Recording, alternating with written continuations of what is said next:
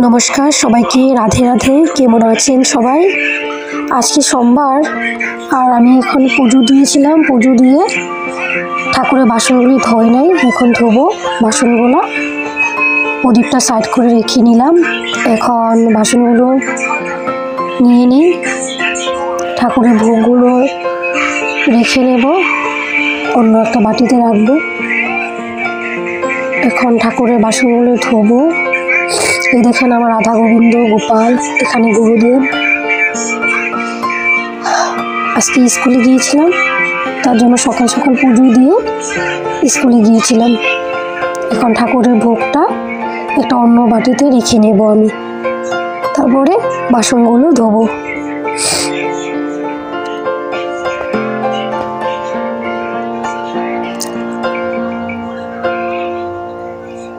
এখানে জলগুলো অন্য একটা বাটিতে রেখে নিই, ফেলে দেব জলটা। ঠাকুরের ভোগের জল এটা। জলটা আমি বাইরে নিয়ে ফুল গাছের মধ্যে ফেলে দিই। এখন জলটা ফেলে বাসনগুলো নিয়ে নিই বাটিতে নিয়ে নিয়েছি বাসনগুলো। এখন ঠাকুরের জায়গাটা অল্প পরিষ্কার করে নিই, পরিষ্কার করা হয়নি সকালে।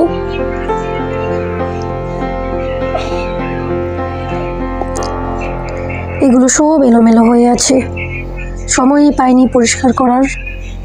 স্কুলে যেতে হবে, ছেলেটাকে আনতে হবে। ছেলেটাকে আনলাম স্কুল থেকে, তারপরে বাসনগুলো এখন ধোবো।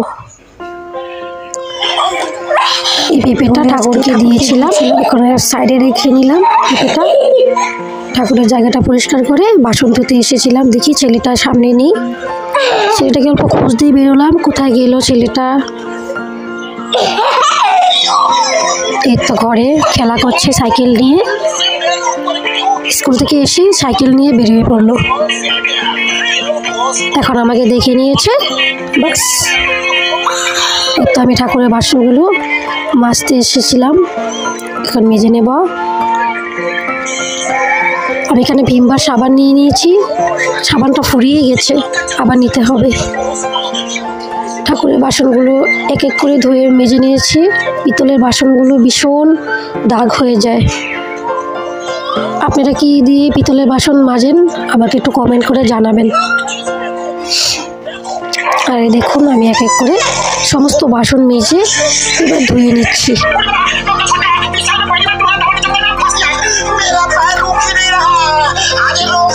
এইভাবেই আমি ঠাকুরের বাসনগুলি ধুয়ে নিই।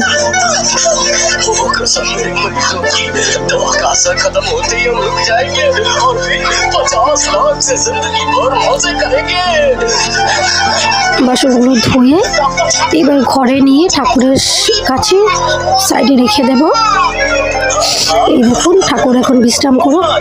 আর আমি রান্নাঘরে এসেছি, দেখছি যে সকালবেলা ভাত বানিয়েছিলাম, তো তাই দেখলাম কতটুকু ভাত আছে, অল্প ভাত আছে।